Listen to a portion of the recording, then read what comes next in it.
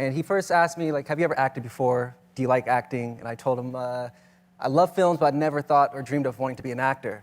Smooth Criminal, hands down. That was the first one that, I don't know what I was watching, I just knew it was magical, especially once he does the lean. That blew my mind, seeing him do the lean, and I always thought he had superpowers, you know. Wait, hold up. So you're telling me the guy about to play the King of Pop had absolutely zero acting experience? Yep. And the way he actually bagged this legendary role is gonna blow your mind. Forget about stressful Hollywood casting calls. Jaafar literally secured the biggest movie of the year with the most unhinged, random text message in history. So a couple weeks went by and I sent him a text out of the blue of me speaking as Michael to the best of my ability at the time and singing a song as Michael. I just texted it to him randomly, and he called me back saying, wow, I'm getting you a coach tomorrow and see where this can go. And then that led to another thing for 6 months to a year. So it was a culmination of many moments that really led up to me getting the role until I think I had a screen test with him. And just like that, the rest is history. But if you think he just showed up on set to lip sync and ride his uncle's coattails, you are dead wrong. The vocals you're gonna hear in the movie, some of those are 100% his real live voice. When I was doing all the performances, I was actually singing out live in the microphone on top of Michael's track. So it's a blend of my vocal and Michael's, however they edited, both of my vocal and Michael's together. But even, the moments where there's no backing track, it's actually me singing, the acapellas, which was really fun to do. Daniel Day-Lewis, Joaquin Phoenix, and Christian Bale, just how they transform, and really I wanted to see what was their work ethic like when they embody a character. So that really inspired me to really study that and then apply that and see what worked for me. First, it was very silly to my own ears, when I was trying to do that. So I really read a lot of books in his voice. And each book I got better, basically. He was so deeply obsessed with this role that he constantly forced himself to practice Michael's voice. It got to the point where he literally channeled his uncle in the middle of a grocery store without even realizing it.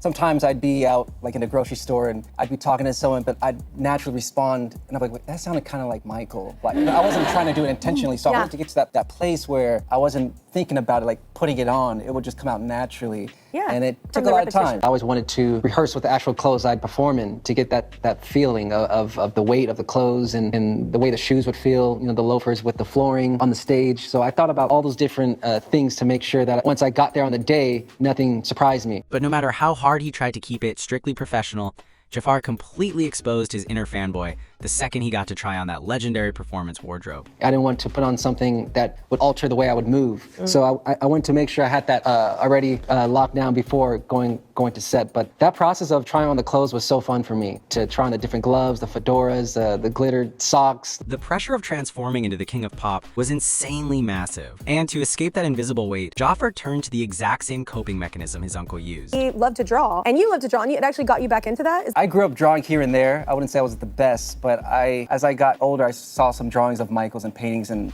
I was blown away by how incredible he was. And I always thought, like, how much time did he have to even do that? He was so busy with music and these other therapeutic. things. Yeah, so I realized that he was doing that to have some form of escapism. So as I got deeper into the role, I started to do some drawings myself, and it got better and better. Even on set, when I have some side time, I'd do some little doodling drawing. And speaking of pressure, recreating the iconic Thriller music video was an absolute bloodbath. You literally can't imagine how terrifying it is to dance wildly for 2 straight nights on freezing cold cement. We were there from sunset to sunrise for 2 nights, all through the night shooting. Dancing all night long? All night long on cement, which was quite I hard. heard your feet bled during some of this. There were some moments, they would go numb because it was also freezing. His feet were bleeding and completely numb, but the reason he absolutely refused to quit will literally give you goosebumps.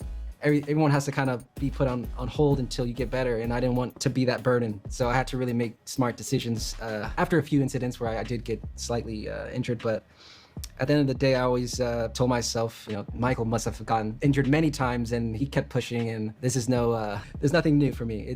But all that bloody sacrifice was worth it. The moment he put on the bad tour outfit and looked in the mirror, Jaafar realized the magic was truly real. There was feelings of so much excitement and also emotional.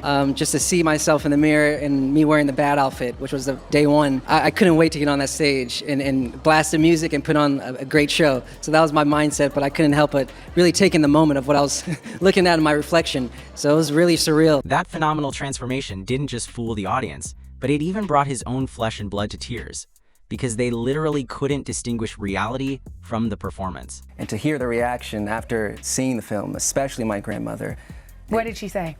She said how excellent I did and how much I embody Michael, and there were moments she couldn't tell if it was me or Michael, and to me that's all I needed to hear. That is incredible. Wow. It's definitely the highest compliment that I could get, and it means the most to me. Behind the blinding stage lights and the magical dance moves that drove the entire world crazy, in the memories of a little kid like Jaafar, Michael Jackson is forever just the sweetest and most ordinary uncle. What I remember most is just really those tender moments of having fun with my uncle. And if it was my Uncle Jackie, my Uncle Marlon, but my Uncle Michael, when he'd come over to Havenhurst where I grew up, and we'd have family day, and it was just so fun. We'd play board games, we'd just play hide and go seek, we'd have a lot of candy, watch movies, so it was always a lot of levity and fun. Jaafar Jackson isn't just acting, he is single-handedly reviving the heartbeat of a legend. What do you rate this transformation? Drop a comment down below and don't forget to hit that subscribe button.